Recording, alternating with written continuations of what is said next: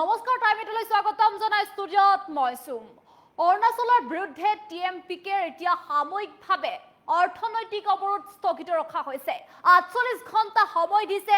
৪৮ ঘণ্টাৰ ভিতৰত যদি এই কাম কৰি নুঠে তেন্তে তেওঁলোকে পুনৰ প্ৰতিবাদ কৰিবলৈ সাব্যস্ত হ'ব।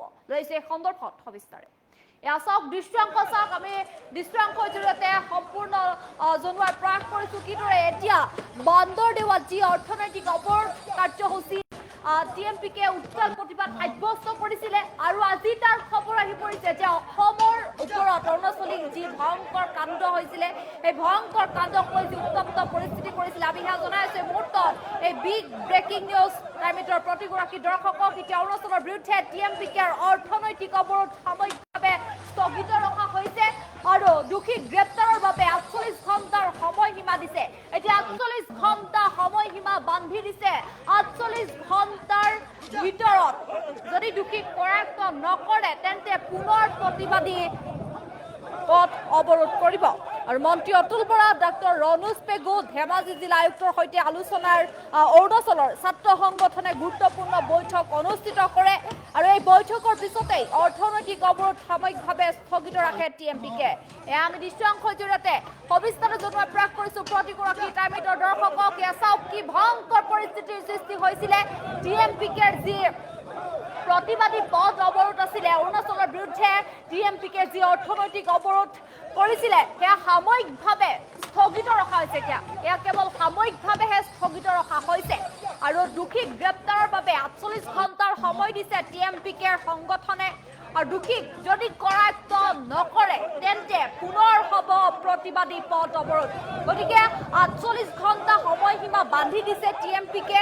যদি ৪৮ ঘণ্টাৰ ভিতৰত দোষীক কৰায়ত্ব নকৰে তেন্তে পুনৰ প্ৰতিবাদ সাব্যস্ত কৰিব টিএমপিকেৰ সেই দল সংগঠনে। আমি জনাই আছোঁ এক বিগ ব্ৰেকিং নিউজ এই মুহূৰ্তত, কিয়নো অৰুণাচলৰ বিৰুদ্ধে টিএমপিকেৰ যি অৰ্থনৈতিক অৱৰোধ আছিলে সেই অৰ্থনৈতিক অৱৰোধ এতিয়া সাময়িকভাৱে স্থগিত ৰখা হৈছে। দোষীক গ্ৰেপ্তাৰৰ বাবে ৪৮ ঘণ্টাৰ সময়সীমা দিছে আৰু দোষীক কৰায়ত্ব নকৰিলে পুনৰ হ'ব প্ৰতিবাদী পথ অৱৰোধ। যদিহে দোষীক কৰায়ত্ব নকৰে তেন্তে পুনৰ প্ৰতিবাদী পথ অৱৰোধ হ'ব। এয়া আমি জনাই আছোঁ এক বিগ ব্ৰেকিং নিউজ এই মুহূৰ্তত এয়া দৃশ্যাংশৰ জৰিয়তে জনোৱাৰ প্ৰয়াস কৰিছোঁ, কিয়নো প্ৰতিটো মুহূৰ্তত আমি বিগ আপডেট দিয়াৰ প্ৰয়াস কৰিছোঁ। যি বান্দৰদেৱাত যি অৰ্থনৈতিক অৱৰোধ কাৰ্যসূচীত টিএমপিকে যি উত্তাল প্ৰতিবাদ সাব্যস্ত কৰিছিলে তাৰ পাছতেই এতিয়া মূল প্ৰৱেশদ্বাৰ অৱৰোধ কৰি তীব্ৰ প্ৰতিবাদ। অৰুণাচল প্ৰদেশলৈ যাতায়াত আৰু বাণিজ্যিক চলাচলত প্ৰভাৱ পৰা দেখিবলৈ পোৱা গৈছিল। আমি পূৰ্বে সেই সন্দৰ্ভত জনাইছিলোঁ আৰু মিংমাং বদতিত যি সংঘটিত হৈছিলে গুলীচালনাৰ ঘটনা, সেই গুলীচালনাৰ ঘটনাৰ পিছতেই সকলো দল সংগঠন সৰব হৈ পৰিছিলে, যাৰ বাবে এতিয়া সেই ঘটনাত জড়িতসকলক দৃষ্টান্তমূলক শাস্তি প্ৰদানৰ দাবী তুলিছিলে। কিন্তু আজি দেখিবলৈ পোৱা গৈছে যে অৰুণাচলৰ বিৰুদ্ধে এতিয়া টিএমপিকেৰ অৰ্থনৈতিক অৱৰোধ সাময়িকভাৱেহে স্থগিত ৰখা হৈছে। তেওঁলোকে দাবী তুলিছে, তেওঁলোকে এক দাবী উত্থাপন কৰিছে যে দোষীক গ্ৰেপ্তাৰৰ বাবে ৪৮ ঘণ্টাৰ সময়সীমা দিছে। ৪৮ ঘণ্টাৰ ভিতৰত যদি দোষীক কৰায়ত্ব নকৰে তেন্তে পুনৰ প্ৰতিবাদী পথ অৱৰোধ কাৰ্যসূচী হাতত ল'ব। আৰু তাৰ বাবে মন্ত্ৰী অতুল বৰা, ডাক্তৰ ৰণোজ পেগু, ধেমাজি জিলা আয়ুক্তৰ সৈতে অৰুণাচলৰ ছাত্ৰ সংগঠনে গুৰুত্বপূৰ্ণ বৈঠকত মিলিত হয়। গুৰুত্বপূৰ্ণ বৈঠকত তেওঁলোকে আলোচনা কৰে আৰু তাৰ পাছতে এই বৈঠকৰ পিছতে এই অৰ্থনৈতিক অৱৰোধ সাময়িকভাৱে স্থগিত ৰাখে টিএমপিকে সংগঠনে। এয়া দৃশ্যাংশ চাওক কি ভয়াৱহ পৰিস্থিতিৰ সৃষ্টি কৰিছিলে। আমি জনাইছিলোঁ টাইমিটৰ প্ৰতিগৰাকী দৰ্শকক যি অসম অৰুণাচল সীমান্তৰ গুলীচালনাক লৈ যি উত্তপ্ত পৰিস্থিতিৰ সৃষ্টি হৈছিলে, আমি সেয়া জনাইছিলোঁ। বুধবাৰে পুৱাৰে পৰা সীমান্তত যি অৰ্থনৈতিক অৱৰোধ সৃষ্টি হৈছিলে, টিএমপিকে সহ কেইবাটাও সংগঠনে প্ৰতিবাদ অব্যাহত ৰাখিছিলে আৰু নিশালৈকে যি প্ৰতিবাদ অব্যাহত থাকে সেই কাৰ্যসূচী অচলাৱস্থা দূৰ কৰিবলৈ ৰাজ্য চৰকাৰ সক্ৰিয় হৈ পৰা দেখিবলৈ পোৱা গৈছিলে আৰু টিএমপিকে আলোচনাৰ বাবে আমন্ত্ৰণ কৰিছিলে মন্ত্ৰী অতুল বৰা। আৰু আজি দেখিবলৈ পোৱা গৈছে যে মন্ত্ৰী অতুল বৰা আৰু ডাক্তৰ ৰণোজ পেগুকে ধৰি ধেমাজি জিলা আয়ুক্তৰ সৈতে অৰুণাচলৰ ছাত্ৰ সংগঠনে গুৰুত্বপূৰ্ণ বৈঠকত মিলিত হয় আৰু এই বৈঠকৰ পিছতেই অৰ্থনৈতিক অৱৰোধ সাময়িকভাৱে স্থগিত ৰাখে টিএমপিকে সংগঠনে। কিন্তু টিএমপিকে সংগঠনে দাবী তুলিছে যে 48 ঘণ্টাৰ সময়সীমা বান্ধি দিছে আৰু 48 ঘণ্টাৰ সময়ৰ ভিতৰত দোষীক যদি কৰায়ত্ব নকৰে তেন্তে তেওঁলোকে পুনৰ প্ৰতিবাদী পথ অৱৰোধ কৰিবলৈ বাধ্য হ'ব বা প্ৰতিবাদী পথ অৱৰোধ সাব্যস্ত কৰিব। গতিকে আমি জনাই আছো, পুনৰ উল্লেখ কৰিছো যে অসমৰ ওপৰত অৰুণাচলীৰ যি ভয়ংকৰ কাণ্ড হৈছিলে সেই ভয়ংকৰ কাণ্ডক লৈ উত্তপ্ত পৰিস্থিতিৰ সৃষ্টি হোৱা দেখিবলৈ পোৱা গৈছিলে। বিশেষকৈ বান্দৰদেৱাত TMPK সহ বহুকেইটা সংগঠনে বৃহৎ অৰ্থনৈতিক অৱৰোধ কাৰ্যসূচী হাতত লৈছিলে আৰু মূল প্ৰৱেশদ্বাৰ অৱৰোধ কৰি তীব্ৰ প্ৰতিবাদ কৰা দেখিবলৈ পোৱা গৈছিলে। লগতে অৰুণাচল প্ৰদেশলৈ যাতায়াত আৰু বাণিজ্যিক চলাচলত প্ৰভাৱ পৰিছিলে। মিংমাং বদতিত সংঘটিত গুলীচালনাৰ ঘটনাৰ পিছতেই দল সংগঠন সকলো সৰব হৈ পৰিছিলে। ঘটনাত জড়িতসকলক দৃষ্টান্তমূলক শাস্তি প্ৰদানৰ দাবী তুলিছিলে TMPK লগতে যিসকল দল সংগঠন আছিলে। চৰকাৰে কঠোৰ পদক্ষেপ গ্ৰহণ নকৰালৈকে প্ৰতিবাদ অব্যাহত ৰখাৰ হুংকাৰ দিছিলে TMPKৰ দল সংগঠনসকলে। আৰু আজি দেখিবলৈ পোৱা গৈছে যে অৰুণাচলৰ বিৰুদ্ধে যি TMPKৰ অৰ্থনৈতিক অৱৰোধ সেয়া সাময়িকভাৱে স্থগিত ৰখা হৈছে। এই স্থগিত এইটো কাৰণেই ৰখা হৈছে যে এতিয়া দোষীক গ্ৰেপ্তাৰৰ বাবে তেওঁলোকে 48 ঘণ্টাৰ সময় দিছে। সময়সীমাৰ ভিতৰত দোষীক যদি কৰায়ত্ব নকৰে তেন্তে পুনৰ প্ৰতিবাদী পথ অৱৰোধ হ'ব। আৰু মন্ত্ৰী অতুল বৰা, ডাক্তৰ ৰণোজ পেগুকে ধৰি ধেমাজি জিলাৰ উত্তৰ সৈতে অৰুণাচলৰ ছাত্ৰ সংগঠনে গুৰুত্বপূৰ্ণ বৈঠকত মিলিত হয় আৰু এই বৈঠকৰ পিছতেই অৰ্থনৈতিক অৱৰোধ সাময়িকভাৱে স্থগিত ৰাখে TMPK। এয়া দৃশ্যাংশ চাওক কি ভয়াৱহ পৰিস্থিতিৰ সৃষ্টি হৈছিলে। গতিকে তাৰ পাছতে আজি সাময়িকভাৱে স্থগিত ৰখা হৈছে সেই প্ৰতিবাদী কাৰ্যসূচী, কিয়নো 48 ঘণ্টা সময় দিছে। 48 ঘণ্টাৰ সময়ৰ ভিতৰত যদি দোষীক কৰায়ত্ব নকৰে তেন্তে পুনৰ প্ৰতিবাদ সাব্যস্ত কৰিবলৈ তেওঁলোকে উঠি পৰি লাগিব। এয়া আমি জনাই আছো এই মুহূৰ্তৰ এই বিগ ব্ৰেকিং নিউজ। প্ৰতিগৰাকী টাইম এইটৰ দৰ্শক এয়া চাওক।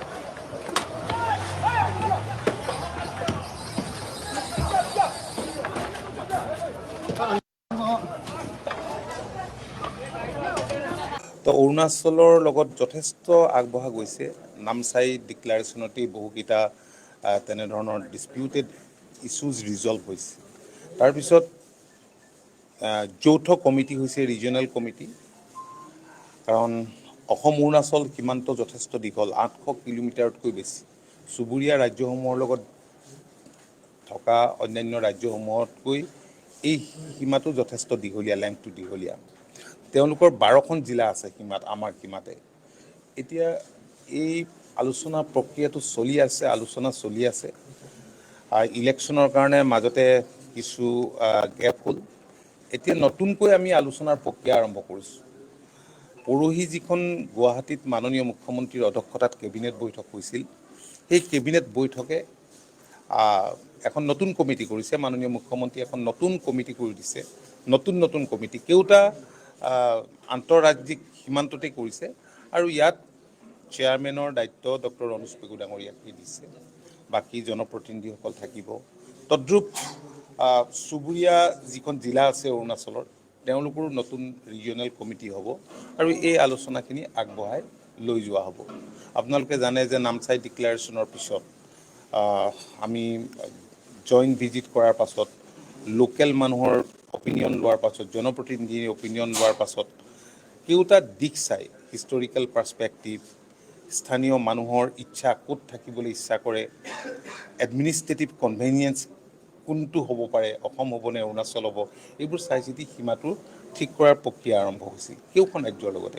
গতিকে বহুতখিনি আলোচনা হোৱাৰ পাছত কেৱল 52খন গাঁৱৰ সম্পৰ্কত সীমা ঠিক ঠাক কৰিবলৈ বাকী আছে। কিন্তু হয়, সময়ে সময়ে বহুতবোৰ ঘটনা সংঘটিত হয়। কেতিয়াবা ব্যক্তিগত কাজিয়াও সীমাৰ কাজিয়াৰ ৰূপ পায়। ইয়াৰ আগতেও এগৰাকী গগৈ উপাধিধাৰী, এগৰাকী চুতীয়া উপাধিধাৰী মানুহৰ মৃত্যু ঘটিছে। গতিকে সিদিনা যিটো ঘটনা সংঘটিত হ'ল, এইটো বৰ আনফৰ্চুনেট এটা ইনচিডেণ্ট। আমি তীব্ৰ গৰিহণা দিছোঁ আৰু আমি খুব উদ্বেগ প্ৰকাশ কৰিছোঁ এই বিষয়টোলৈ। মাননীয় মুখ্যমন্ত্ৰী উদ্বিগ্ন। ডক্টৰ পেগু ডাঙৰীয়াই কালি অসমৰ মুখ্যমন্ত্ৰীগৰাকীৰ সৈতে আলোচনা কৰাৰ পাছত অৰুণাচলৰ মুখ্যমন্ত্ৰীগৰাকীৰ সৈতেও কথা বতৰা পাতিছে আৰু তেখেতক কথা দিছে তেখেতেই ভালকৈ ক'ব। গতিকে আজি যি আলোচনা হ'ল, আলোচনাত সকলোৱে এটা কথা বিচাৰিছে যে যিবিলাক ঘটনাৰ লগত জড়িত হ'ল তেওঁলোকক ইমিডিয়েটলি প্ৰচলিত আইনৰ আধাৰত তেওঁলোকক যাৱতীয় ব্যৱস্থা গ্ৰহণ কৰিব লাগে। আৰু অসম চৰকাৰে যিহেতু কেছটো ইয়াত অসম পুলিচে ৰেজিষ্টাৰ কৰিছে, প্লেচ অফ অকাৰেঞ্চটো অসম, সেইটো অৰুণাচল নহয়। গতিকে সীমাৰ সমস্যা আৰু এইটো আমি সীমা সমস্যাৰ লগত আমি একেলগ কৰিব খোজা নাই। এইটো এটা ল এণ্ড অৰ্ডাৰ প্ৰব্লেম। ল এণ্ড অৰ্ডাৰ প্ৰব্লেম আমাৰ মাটিত হৈছে। গতিকে আমাৰ পুলিচে যিখিনি ব্যৱস্থা গ্ৰহণ কৰিব লাগে অসমৰ মাটিত পালে সেইখিনি কৰিব। এতিয়া ভাৰত পাকিস্তানটো নহয়, কাৰণ চুবুৰীয়া ৰাজ্য, নেবাৰটো সদায় চুবুৰীয়া নেবাৰ। গতিকে আৰু তাত যিখিনি লোকে বসবাস কৰে, আজি মিচিং, ইপিনে তাত গালং থাকে, ক্লেনটো একেটাই। গতিকে এই মানুহখিনিৰ লগতো সম্পৰ্ক আছে। আজি আমি TMPKৰ লগত আলোচনা কৰাৰ পাছত TMPকে কৈছে যে আমাৰ যিবিলাক গালঙৰ তাত লোক আছে, বেলেগ বেলেগ মঞ্চ আছে, সেই মঞ্চৰ কমিটি যিসকল বিষয়ববীয়া আছে তেওঁলোকৰ লগতো ছ'চিয়েল অৰ্গেনাইজেশ্যনৰ আলাপ আলোচনা কৰিব। সেইটো খুব ভাল কথা। আমি চুবুৰীয়া ৰাজ্যসমূহৰ লগত আলাপ আলোচনাৰ মাজেৰে সমাধান কৰিব লাগিব এই বিষয়টো। আমাৰ নিজৰ সমস্যা, কংগ্ৰেছে সৃষ্টি কৰা সমস্যা। কংগ্ৰেছে ৰাজ্য সৃষ্টি কৰোঁতে যদি ওৱান্স ফৰ অল সমস্যাটো সীমাত ঠিক কৰি দিলেহেঁতেন, আজি যিবোৰ সমস্যা আমি মুখামুখি হৈছে এইবোৰ নহ'লোহেঁতেন। আজি এনেবোৰ সমস্যাৰ কাৰণে সীমান্তত বিভিন্ন সময়ত বেলেগ বেলেগ ঘটনা সংঘটিত হয় আৰু ডেভেলপমেণ্টটো ৰখি গৈছে। আমি উন্নয়ন বিচাৰোঁ, প্ৰগতি বিচাৰোঁ। গতিকে মাননীয় মুখ্যমন্ত্ৰীৰ নেতৃত্বতে অহা দিনবিলাকত আমি চুবুৰীয়া ৰাজ্যসমূহৰ লগত থকা সীমা সমস্যা সমাধান কৰিম। অৰুণাচলৰ ক্ষেত্ৰতো একেই হ'ব। মাননীয় গৃহমন্ত্ৰীও এই বিষয়টোক লৈ উদ্বিগ্ন, কাৰণ গৃহমন্ত্ৰীৰ উপস্থিতিতেই MOU চাইন হৈছে, দুয়োখন ৰাজ্যৰ মুখ্যমন্ত্ৰীৰ উপস্থিতি MOU চাইন হৈছে। গতিকে বাকী যি 52টা তেনেধৰণৰ ৰিজল্ভ নোহোৱা ইছ্যু আছে, আমি সেইবিলাক ৰিজল্ভ কৰিবলৈ আমি আগবাঢ়ি গৈ থাকিম। দুটা পৃথক বিষয় পৃথকভাৱে চাব লাগিব। এটা হ'ল অৰুণাচলৰ লগত অসমৰ সীমা সমস্যা। ইয়াৰ কাৰণে নামচাই ডিক্লেৰেশ্যনৰ আধাৰত আলোচনা চলি আছিল। নিৰ্বাচনৰ কাৰণে আলোচনা স্থবিৰ হ'ল। এতিয়া 11 তাৰিখে কেবিনেটে সিদ্ধান্ত লৈ প্ৰত্যেকখন জিলাৰ কাৰণে নতুনকৈ বিভিন্ন মন্ত্ৰীক দায়িত্ব দিছে। গতিকে আলোচনা পুনৰ আৰম্ভ হ'ব আৰু আমি যিখিনি অসমাপ্ত কাম আছে সীমা সমস্যা সমাধানৰ, সেই অসমাপ্ত কামখিনি আমি সমাপ্ত কৰিম বুলি পেলাই আশাবাদী। দ্বিতীয় ঘটনাটো হ'ল যে ধেমাজি জিলাৰ মিংমাং পঞ্চায়তৰ বদতি গাঁৱত যিটো ঘটনা সংঘটিত হ'ল, তাত অৰুণাচলৰ 4জন ব্যক্তিয়ে বদতি গাঁৱৰ ৰাইজৰ ওপৰত গুলীচালনা কৰাৰ যিটো ঘটনা হ'ল, এই ঘটনা সম্পৰ্কত ইতিমধ্যে অসম চৰকাৰে এটা কেছ ৰেজিষ্টাৰ কৰিছে, কাৰণ ঘটনাটো অসমৰ মাটিত হৈছে। এইটো কোনো বিবদমান এৰিয়া বা ডিছপুটেড এৰিয়াত ঘটনাটো ঘটা নাই। যিখিনি ক্লিয়াৰলি আমাৰ ৰেকৰ্ড মতে অসমৰ মাটি হয়, অসমৰ ভিতৰত ঘটনাটো সংঘটিত হৈছে আৰু হিমে গাঁৱৰ 4জন ব্যক্তি ইয়াৰ লগত জড়িত। এই 4জন ব্যক্তিৰ নাম ঠিকনা ইতিমধ্যে আমাৰ অসম পুলিচে অৰুণাচল পুলিচক দিছে যে তেওঁলোকক আমাক হস্তান্তৰ কৰিব লাগে।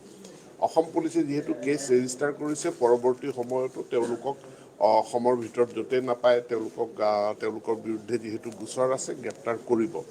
আজি আমি TMPKৰ লগত আলোচনা কৰোঁ, যিহেতু তেওঁলোকে এক্টিভলি এটা অৰ্থনৈতিক অৱৰোধ চলাই আছে।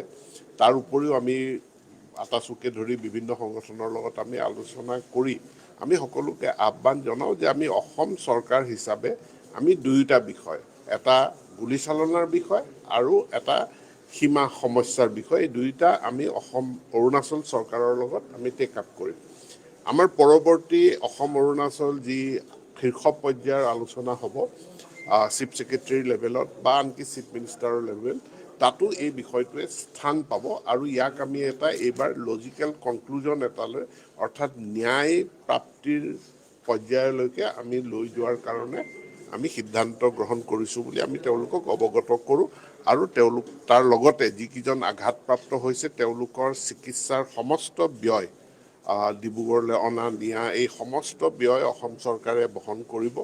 লগতে তেওঁলোকক ক্ষতিপূৰণো অসম চৰকাৰে দিব আৰু এই কথাকেইটা কৈ তেওঁলোকক আমি অৰ্থনৈতিক অৱৰোধৰ কাৰ্যসূচী আমি প্ৰত্যাহাৰ কৰিবৰ কাৰণে অনুৰোধ জনাইছোঁ। 4জন দুষ্কৃতিকাৰীৰ কাৰণে অৰুণাচলৰ গোটেই দেশখন জগৰীয়া হ'ব নোৱাৰে, তাৰ জনগণ জগৰীয়া হ'ব নোৱাৰে বা আমাৰ যি অৰ্থনৈতিক ব্যৱস্থাটো আছে ব্যৱস্থাটো ক্ষতি হ'ব নালাগে। তেওঁলোকে আমাৰ প্ৰতি আমাৰ আহ্বানৰ প্ৰতি ইতিবাচক সঁহাৰি জনাইছে, কৈছে যে আমি এবাৰ আনুষ্ঠানিকভাৱে আলোচনাত বহি লৈ এই বিষয়ে কৰিম আৰু তেওঁলোকে সন্তোষো প্ৰকাশ কৰিছে যে অসম চৰকাৰে তেওঁলোকক আমন্ত্ৰণ জনোৱাৰ বাবে আৰু যিটো আমি আশ্বাস দিছোঁ যে অসম চৰকাৰে বিষয়টোৰ দায়িত্ব গ্ৰহণ কৰিছে, এতিয়া তেওঁলোকে সামাজিক সংগঠন হিচাপে তেওঁলোকৰ কাৰ্যসূচী প্ৰত্যাহাৰ কৰিব।